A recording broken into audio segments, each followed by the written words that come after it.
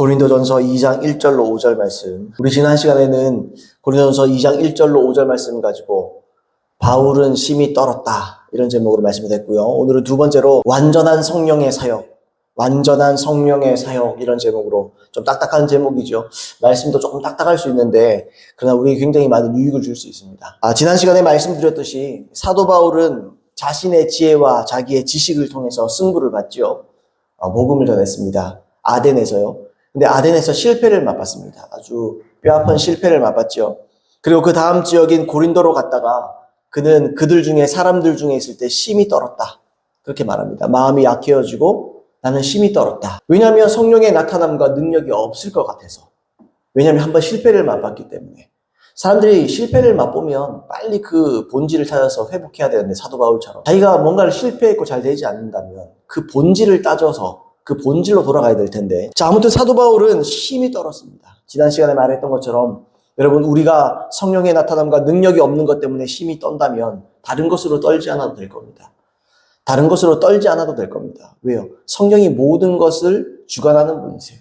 성령께서 모든 것의 능력이시고 본질이십니다. 본질적인 능력이십니다. 그래서 그분이 없으면 실패예요. 그분이 없으면 사망입니다.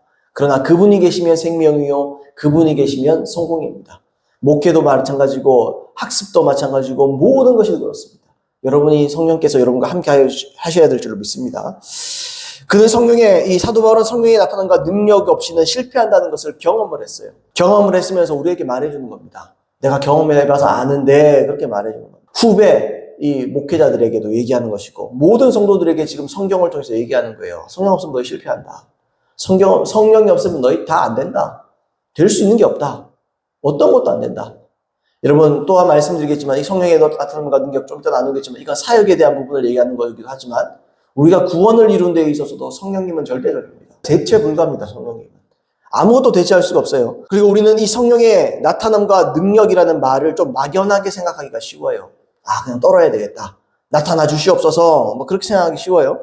그래서 무조건 많이 기도하고, 무조건 많이 갈망하고, 더 많이 사모하면 나타나겠지. 그렇게 생각할 수 있습니다. 그렇게 성령의 나타남과 능력이 분명해질 것이다. 그렇게 막연하게 생각할 때가 참 많아요. 전혀 틀린 말은 아닙니다. 그러나 우리가 좀 더 분명하게 짚어봐야 될 것이 있습니다. 먼저 오늘 말씀을 조금 나눌 텐데, 나누면서 조금 배우는 시간도 좀 있고 또 적용하는 부분도 있을 겁니다. 자, 성경을 보면 성령님의 사역은 두 가지로 나눠집니다. 성령님은 두 가지 사역을 전체적으로, 따지고 보면 다 성령님이 하시는 거니까. 성령께서 복음 안에서 두 가지 사역을 하신다고요. 두 가지 사역으로 나눌 수가 있습니다.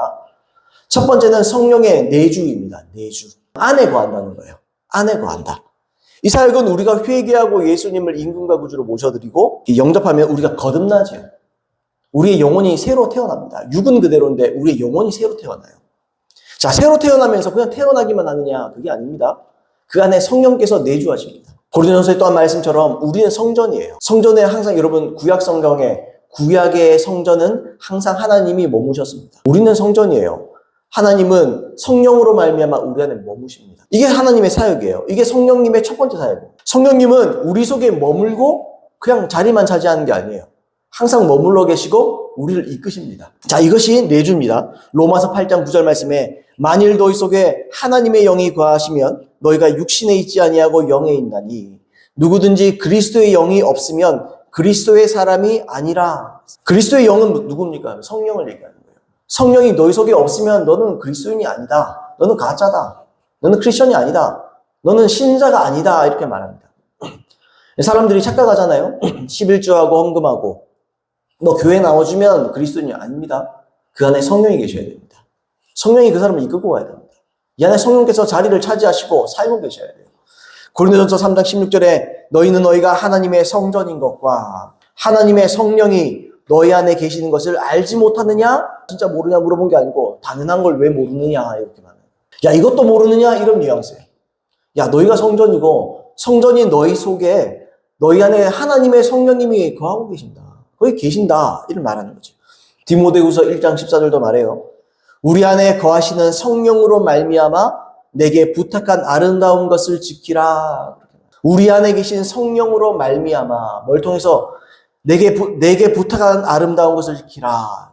뭔가를 지켜야 돼요. 그죠? 하나님께서 뭐 맡기신 일이 있어요. 아름답게 부탁한 게 있어요. 어떻게 지키죠? 성령님으로 말미암아 지킬 수 있습니다. 우리 안에 성령이 계시는 거예요. 그러니까 어떤 일을 하더라도 성령 없이는 안 되는 겁니다. 자, 첫 번째는 성령의 내주라고 말씀드렸습니다. 두 번째는 성령 세례입니다. 성령 세례. 아시겠지만 앞서 말씀드렸던 이 거듭남 또는 거듭남과 함께 오는 성령의 내주하심.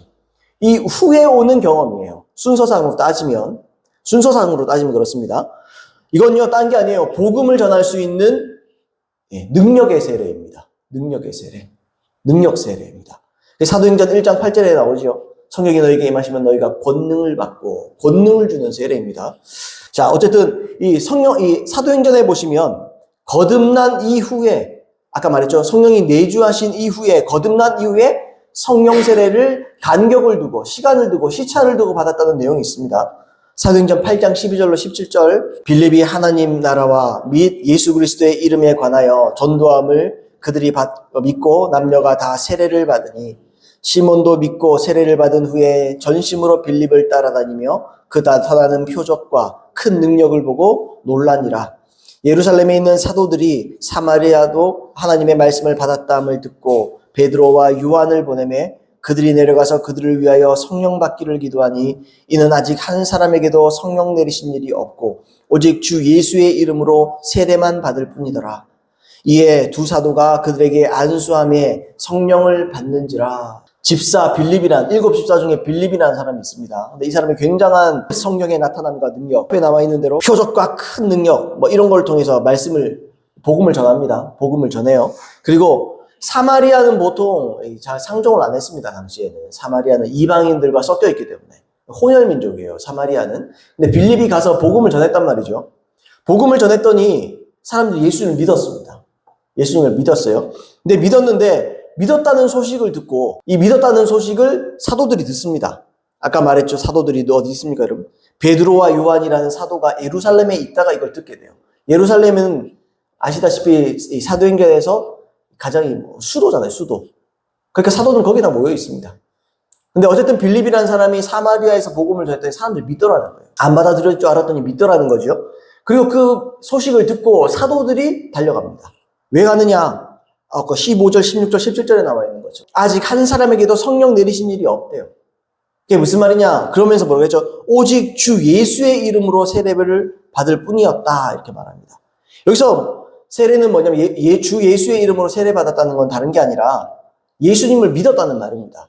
왜냐하면 물세례라는 물세례 있잖아요. 물세례라는 거는 예수님을 회개하고 예수님 인간구조로 모셔드려서 거듭난 자들이 받는 의식입니다. 종교적인 의식이에요. 극화로 보여주는 건데, 자, 아무튼 이들이 거듭났습니다. 사마리아에 있던 사람들이.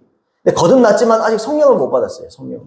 16절에 이는 아직 한 사람도 성령 내리신 일이 없고, 빌립이 복음을 잘 전했고 했는데 성령 사역을 못 했습니다. 그러니까 어떻게 돼요? 이 두 사도가 내려가서 그들에게 안수하니까 성령을 받는 거예요. 성령을 받게 됐습니다. 여기서 말하는 성령이 바로 성령 세례예요. 성령 세례. 그러니까 둘은 나누어질 수 있어요. 둘로 나누어질 수 있습니다. 이처럼 성령의 내주하심과 성령 세례는 별개의 사역입니다. 근데 사람들이 이 별개의 사역이거든요. 한번 따라해 보실래요? 이 두 사역은 한 묶음이다. 이건 그냥 한 묶음이에요.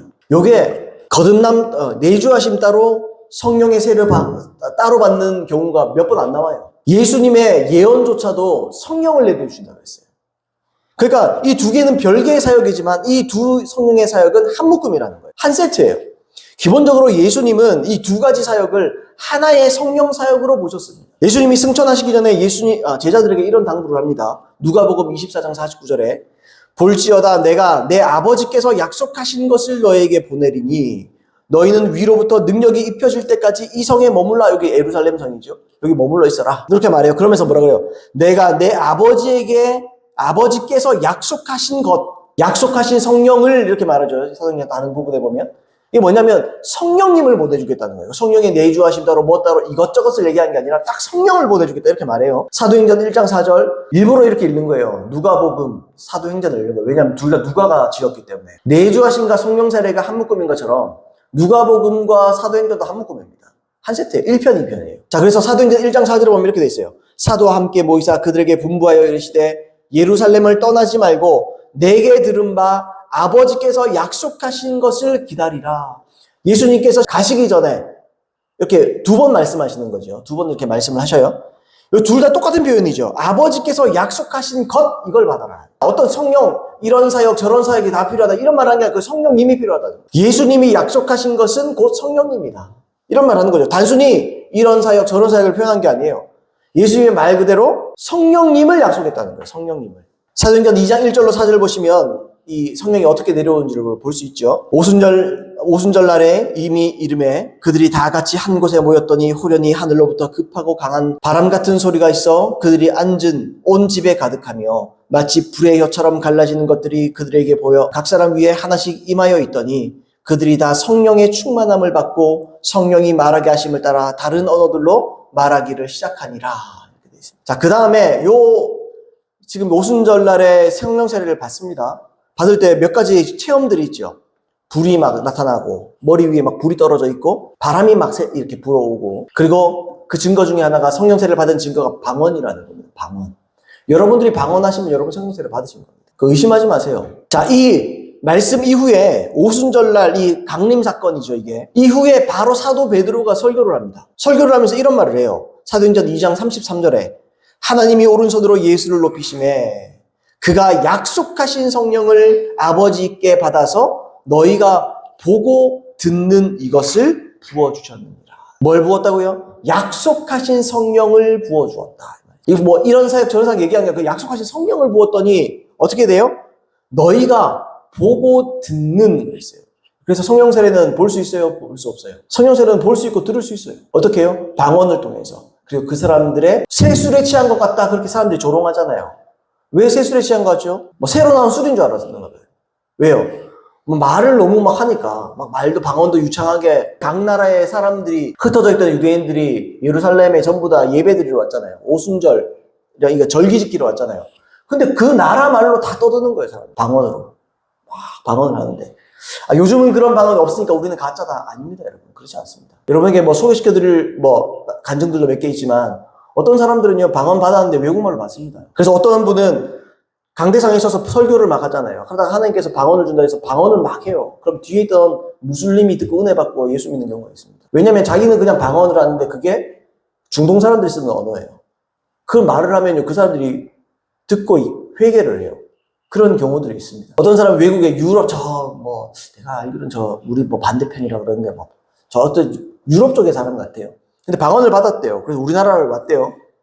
우리나라를 와가지고 방언을 이렇게 하는데 사람들이 막 웃더래요, 방언을 하는 게. 그러니까 방언을 하는데 주이소 주님 주이소 사투리로 방언 받아가지고 그런 경우가 있습니다, 실제로. 그 사람은 배워본 적이 없어요. 근데 주이소만 했겠습니까? 사투리로 그냥 방언을 하는 거예요, 그 사람은. 우리나라 말 사투리로. 지구 반대편에 있는 사람이.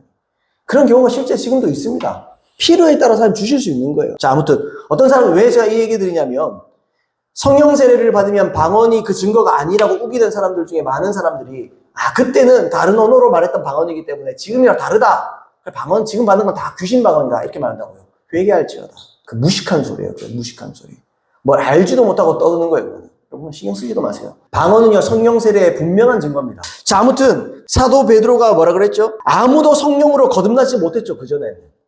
여러분, 예수님께서 약속하신 성령을 내려주시기 전에 사도들이 거듭났습니까? 안 났습니까? 거듭 못 났습니다. 성령이 올 때까지는 거듭나지 못했어요. 일부분의 능력만 받은 거예요. 사도 베드로를 비롯해서 많은 사람들이. 그들이 거듭난 건 이 오순절에 이 마가다락방에 임한 이 성령으로 말미암아 거듭나고 능력도 받은 거예요. 성령이 너희에게 말씀 너희가 권능을 받고, 여러분 권능을 받으면 거듭나야 받는 거예요. 그 두 가지가 다 세트라는 거예요. 여러분 거듭나지 못했는데 권능을 어떻게 받아요? 거듭나야 권능을 받죠. 거듭나야 받고, 또 거듭났더라도 또한 성령이 임해야 권능을 받는 거예요. 그 두 개가 한 세트라고요. 하나라는 거예요, 제 말이. 세례요한도 이렇게 전에 선포를 했습니다. 오순절 이 성령 강림에 대해서 마가복음 1장 8절에 보시면 세례요한이 이렇게 선포를 했어요. 나는 너에게 물로 세례를 베풀었거니와 그는 너에게 성령으로 세례를 베푸시리라. 성령으로 베푸시리라. 성령이라는 말로 딱 하나를 암축했죠. 또 누가복음에 보시면 아까 지금 누가가 말하는 이 성령 세례가 사도행전에서 많이 잘 표현되잖아요. 정확하게 표현되잖아요. 누가가 의사입니다. 근데 성령에 굉장히 관심을 갖고 있어요. 그러니까 성령을 표현할 때 또는 오순절 성령 강림 사건을 표현할 때 자세하게 표현합니다. 그러니까 누가는 의사이기 때문에 확실한 걸 좋아해요. 분명한 걸 좋아합니다. 나눌 때도 딱딱 나눠요. 한번 볼까요? 누가복음 3장 16절에 세례 요한이 했던 예언을 이렇게 풀어서 설명했습니다. 요한이 모든 사람에게 대답하여 이르되 나는 물로 너에게 세례를 베풀거니와 나보다 능력이 많으신 이가 오시나니, 이게 예수님이죠. 나는 그의 신발끈을 풀기도 감당하지 못하겠노라. 그는 성령과 불로 너에게 세례를 베푸실 것이요. 성령만 얘기하지. 사람들이 이렇게 이거 얘기하면서 봐라, 성령 받고 나서 불세례를 따로 받아야 된다. 불세례가 있는 거죠. 이거 불세례 아닙니다. 불세례라는 건 없습니다. 이건요, 거듭남과, 여러분 아까 뭐라 그랬어요? 사도행전 2장 3절에 보시면 오순절 강림 사건 때 3절에 뭐라 그랬으면 마치 불의 혀처럼 갈라지는 것들이 그랬잖아요. 불을 얘기하는 거예요, 지금. 이 불이 뭐냐? 성령 세례 얘기하는 겁니다. 그는 성령과 불로 너에게 세례를 베푸실 것이요. 이 말은 그는 성령의 거듭남과 내주하심과 불, 능력의 세례를 너에게 주실 것이다. 이 말을 하는 거예요. 그러니까 이 두 개가 한 세트라는 거예요. 무슨 말이냐? 누가복음에서 누가는 둘로 나눴지만 왜요? 사도행전에 보면 둘로 나눈 경우가 있으니까 나눴다는 거예요. 근데 여러분, 마가복음에 한번 보세요. 안 나눕니다. 그냥 성령으로 세례를 준다, 이렇게 표현해요. 때문에 성령 사역에 둘은 구분할 수는 있지만, 기본적으로 거듭남과 성령 세례는 하나의 사역이에요. 하나의 사역. 제가 이걸 왜 자세히 설명하느냐. 현대교회 많은 교회들이 있잖아요. 근데 여러분, 어떤 분의 말이 맞아요. 특히나 이 한국에 있는 현대교회, 대한민국에 있는 교회, 많은 교회, 성령과 성령 세례를 말하는 교회는 얼마 안 됩니다. 오순절 개통, 그리고 장로교회 몇몇 교회 외에는 별로 얘기 안 합니다. 왜 그러냐면 그들의 교리가 뭐냐면 성령으로 말미암아 거듭남이 성령 세례, 성령 사역의 전부라고 말해요. 그게 교리예요. 성령을 받아서 거듭났다. 그러면 성령 세례도 받은 거다. 그렇게 표현하는 거예요. 이게 성령적입니까? 성령적이지 않습니까? 성령적이지 않지. 성령적이지 아니에요. 근데 그렇게 믿어요. 그들이. 그렇게 가르쳐요. 아, 당신 거듭났습니까? 그러면 신경 쓰지 말래요. 방언, 그거 그때 1세기 때나 주는 거지 지금은 없는 거니까 신경 쓰지 말고 성령 세례 받은 거라고 그게. 그렇게 표현을 한다고요. 그렇게 말을 하고 가르친다고요. 그게 거짓말입니다. 그게 마귀가 속이는 거예요. 이게 실제로 맞아요, 여러분. 자기도 성령 세례 받았다고 굳게 믿는 거예요. 아닙니다. 절대로 그렇지 않습니다. 제 말은 이들이 구원 못 받는다는 말이 아니에요. 내주하신 성령께 집중해서 이분을 사랑하면 구원받을 수 있어요. 근데 제가 말씀드렸죠. 성령 세례는 능력의 세례예요. 그래서 성령의 능력과 권능이 뚜렷하게 일상에 안 나타납니다. 그래서 어쩌나 열심히 기도해서 한 번 동안 나타날지 몰라도 이게 일상이어야 돼요. 이 말은 우리에게도 충격이죠. 여러분 삶 가운데 성령의 나타남과 능력이 일상이어야 돼요. 그냥 예수 잘 믿고 교회 열심히 다니면 구원받는 줄 아닙니다, 여러분. 아, 왜 전도가 안 되지? 그리고 관계 전도하고 누구 괜히 친구 초청주일 택신자 전도 소위라면 그냥 사람 일부러 손잡고 데리고 온다고요. 여러분 성경에 한번 보세요. 그렇게 전도하는 거 아닙니다. 성령의 나타남과 능력으로 전도하는 겁니다. 성령이 능력으로 전도하는 겁니다. 근데 성령의 능력이 왜 안 나타나요? 성령세를 얘기 안 하니까. 성령세를 얘기 안 하니까 그런 거예요. 성령세를 얘기해야 되는 거예요, 교회는. 여러분 이게 실제예요. 그러면서도 본인들이 건전한 줄 알거든요. 성령이 안 나타나는데 건전하다. 제가 말씀드렸죠. 교회는요. 성령이 없으면 교회가 아니에요. 아까 오순절에 제가 말씀드렸지만 그들이 성령 받고 그게 교회가 된 거예요. 성령님, 교회 안에 성령이 없으면 교회가 아닙니다. 교회라고 부르면 안 돼요. 사실은. 근데 많은 자들이 교회래요. 건전하대요. 안 불건전합니다. 교회에 예언이 나타나고 방언이 임하고 치유가 나타나면 사람들이 거부감을 느낀다고요. 터부시한다고요. 이단 아니야? 자기가 불건전한 거예요. 자기가 생각이 잘못되어 있는 거예요. 자기의 통념이 성경적이지 않고 종교적이고 교리적이라는 거예요. 잘못된 겁니다.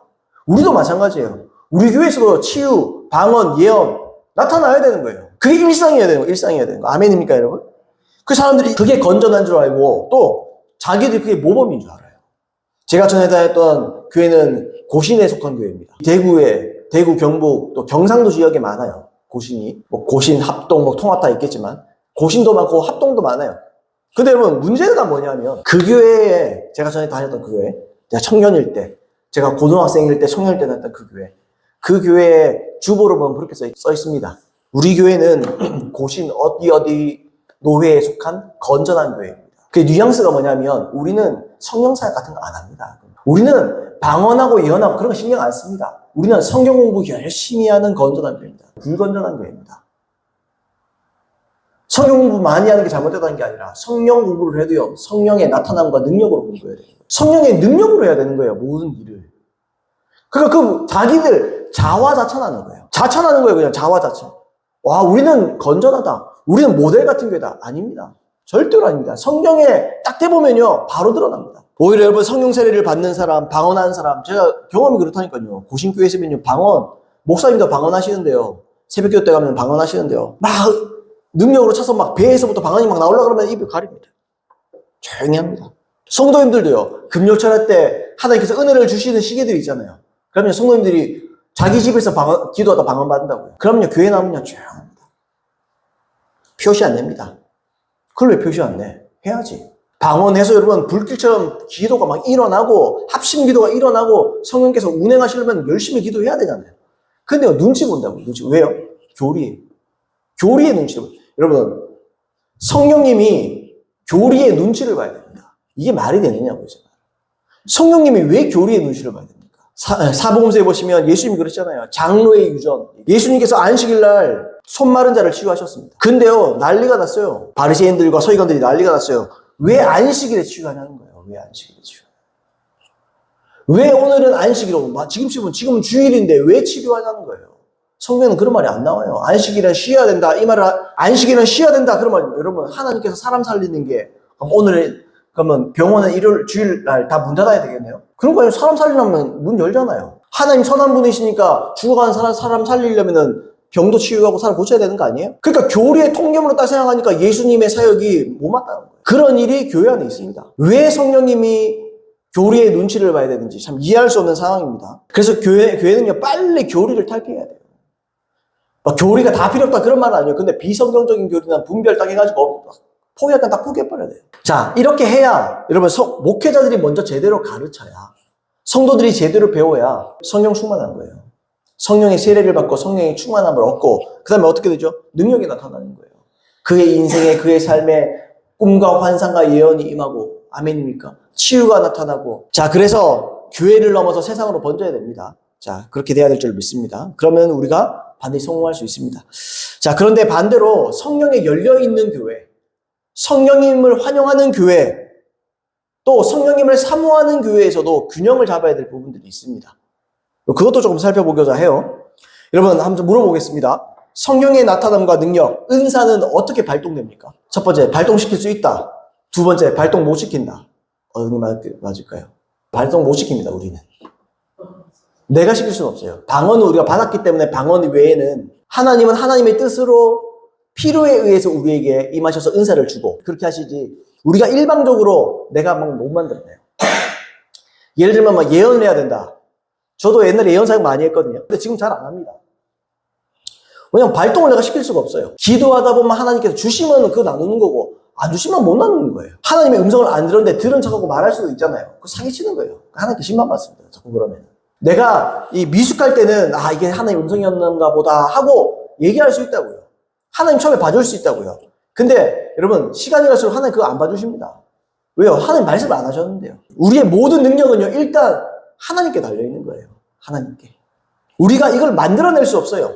막 연출해낼 수도 없고, 많은 교회 사람들이요, 연출합니다. 부흥사 이런 분들 중에도 연출하는 분들이 있어요. 그러면요, 괜히 불편합니다. 아닌데? 아닌 것 같은데. 뭔가 연출하고, 막 있는 척하고, 막 대단한 걸 말하는 것처럼. 그건 별 얘기 아니에요. 그래서 우리는 뭐 해야 됩니까? 발동시켜 주시옵소서 이렇게 기도하는 게 아니에요. 그냥 하나님께 기도하는 거예요. 하나님께 열려있으면 돼요. 우리의 마음을 여는 겁니다. 열면서 사모하면서 기도하는 겁니다. 그래서 성령께서 우리의 삶에 나타나시고 능력과 은사를 베풀어 주시도록 그냥 구하면 되는 거예요. 그래서 은혜를 사모하고 또 우리가 부흥 집회를 그죠? 사모해서 다니기도 하고 그렇게 하잖아요. 자, 근데 제가 지금 하고 싶은 말은, 자, 우리가 성령의 능력과 은혜를 사모해야 됩니다. 아멘입니까, 여러분? 사모해야 됩니다. 사모해야 되지만 성령의 역사인 내주하심과 성령 세례를 경험한 후에는요, 우리 속에 있는 것을 발전시켜야 돼요. 그러니까 외부에 있는, 사모하지 말라는 게 아니에요. 외부에 있는 걸 의지하지 말라는. 그건요, 그냥 특식에 불과한 겁니다. 어쩌다 주는 거에 불과한 겁니다. 하나님께서. 제 말은요, 거듭남은 확실히, 거듭남이라는 거, 뭐가 중요합니까? 거듭남의 비밀. 당신이 거듭나는 게 몇 년, 몇 월, 며칠이냐만 알면 이제 그때부터 이후로는 죄 지어도 된다. 그 율법 폐기론자예요. 그 이단입니다. 몇 년, 몇 월, 며칠 당신 거듭난 날짜를 아느냐? 난 몇 년, 어때쯤 구원받았다. 난 그때쯤 거듭난 것 같다. 당신 이제 그때부터 딱 지어줘도 된다. 하나님 안 묻는다. 하나님은 당신의 미래 죄를 다 제거하셨다. 그럴듯하게 들리죠. 제거하시면 뭐예요? 맞아요, 제거하신 거. 근데 예수님을 회개하고 예수님 인간 구주로 모셔드린 사람에게 그 공로가 덧입혀지는 거예요. 그러니까 중요한 건요, 거듭남은 상태가 중요해요. 거듭남은요, 상태가 중요해요. 사람은요, 한 번 태어나지, 두 번, 세 번, 네 번, 다섯 번 태어나는 게 아닙니다. 영적인 것도 마찬가지예요. 내가 태어나면 한 번 태어나고 된 거예요. 그러면 성령께서 내 안에 계신 겁니다. 자, 마찬가지로 성령 세례도 항상 성령으로 충만하라. 충만한 게 중요한 것이지 성령 세례를 또 받고 그런 거 아니라는 거예요. 새롭게 또 체험하고 더 세게 받고 이런 거 아니라는 거예요. 때문에 성령의 역사는 더 세게 받고 말고 새롭고 신기한 경험을 하고 말고 그걸 계속 해야 되고 말고 그런 문제가 아니라는 거예요. 그러니까 자꾸 사람들이 제 옛날에 그런 목사님들 봤다고요. 여러분 성령 세례를 받으십시오. 나는 성령 세례 받을 때 엄청 세게 받았다고. 여러분 세게 받으십시오. 전에 성령 세례 받은 사람 지금보다 더 세게 받읍시다. 세게 한번 받아봅시다. 그러면서 설교한다고요. 성령 세례를 세게 받는 게 아니라 세게 받고 약하게 받는 문제가 아니에요. 성령 세례는 성령 세례입니다. 회개하고 예수 믿는 구주를 모시면 사람이 새로 태어나잖아요. 태어나면 자라야 되죠.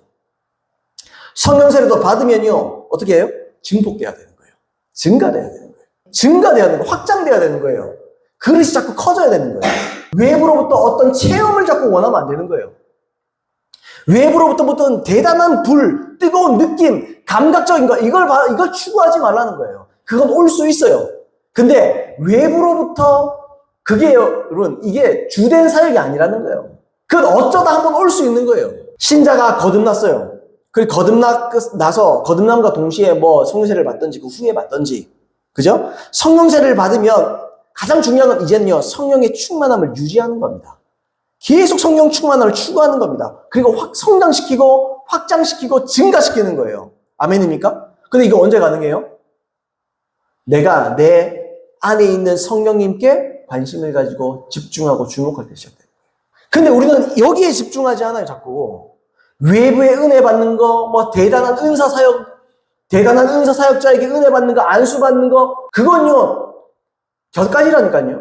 그 주된 가지가 아니에요. 그 곁가지예요. 중요한 건 내 속에 있는 거예요, 내 속에 있는. 제가 그 증거를 보여드릴게요. 자, 오늘 그 증거를 간단하게 한 부분만 봅시다. 오후 예배 때는 좀 더 자세하게 보겠습니다만. 본문 말씀입니다. 본문 말씀에.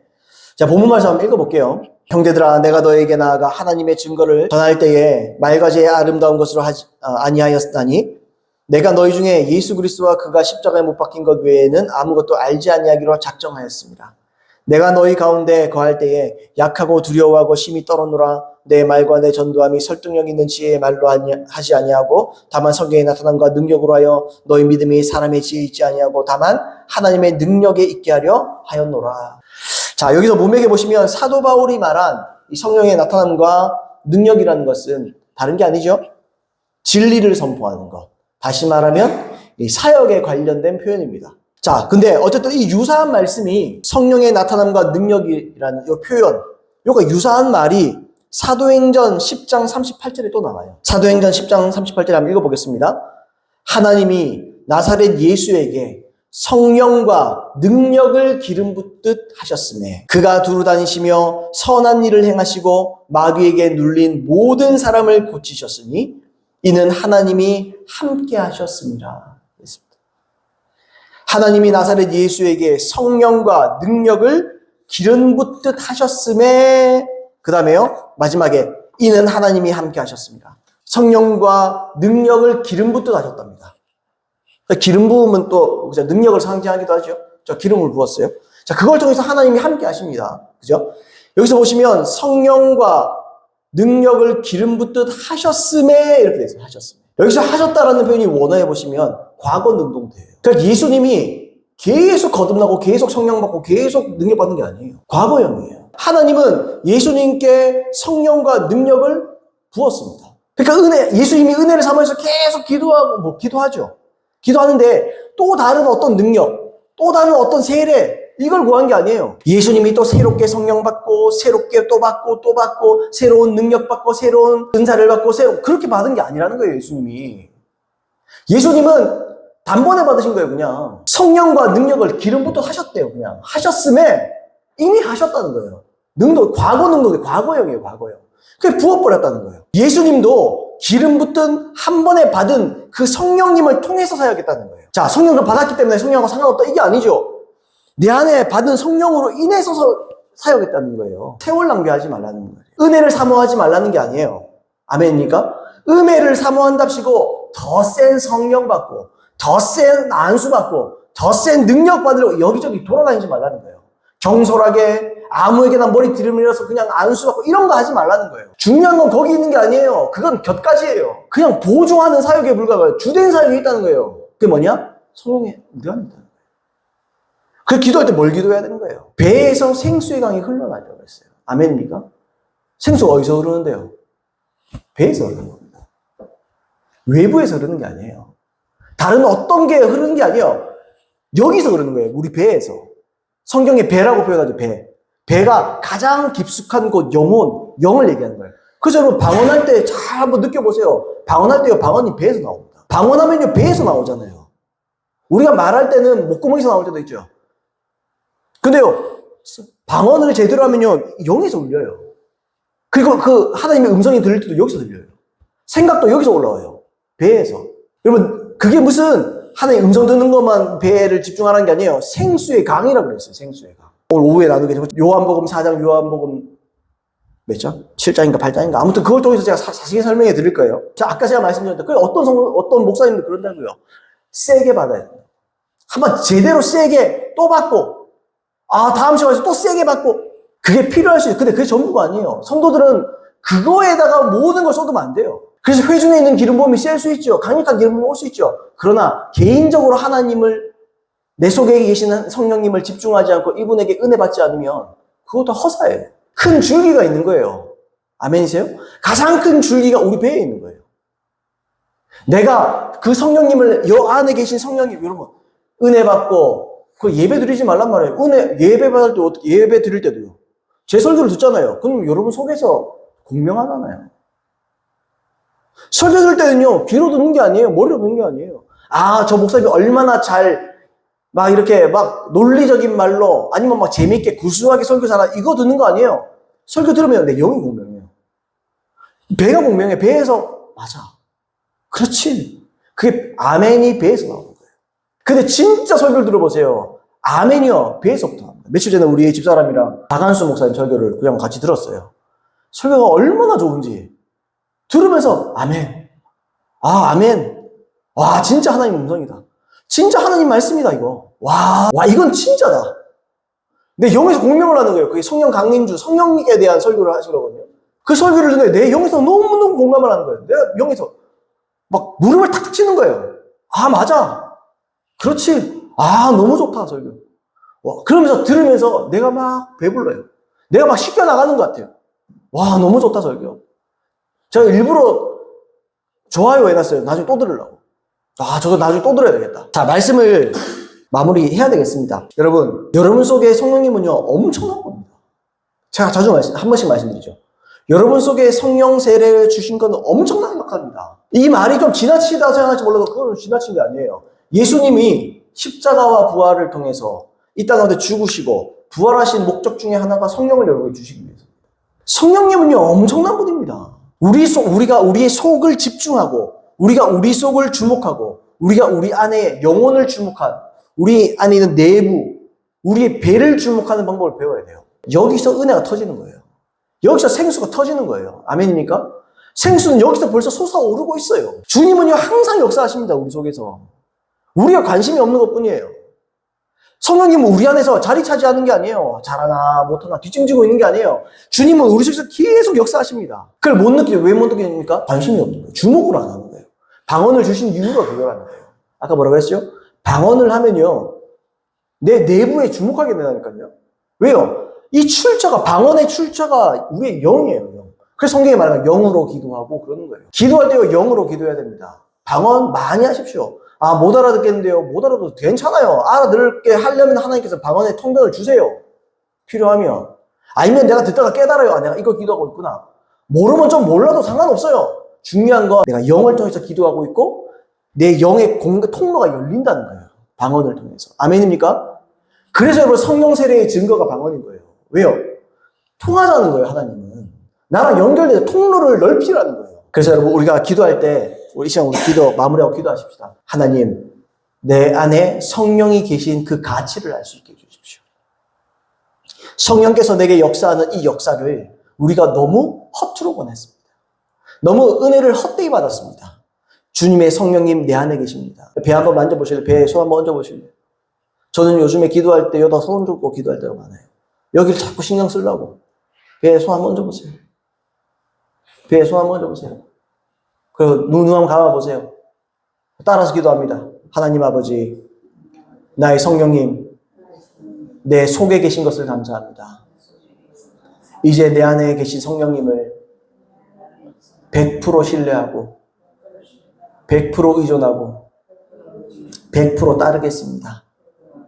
나를 인도하여 주시고 하나님의 은사가 내 영에서부터 솟아오르게 하여 주시옵소서. 하나님의 능력이 내 속에서부터 흘러 넘치게 하여 주시옵소서.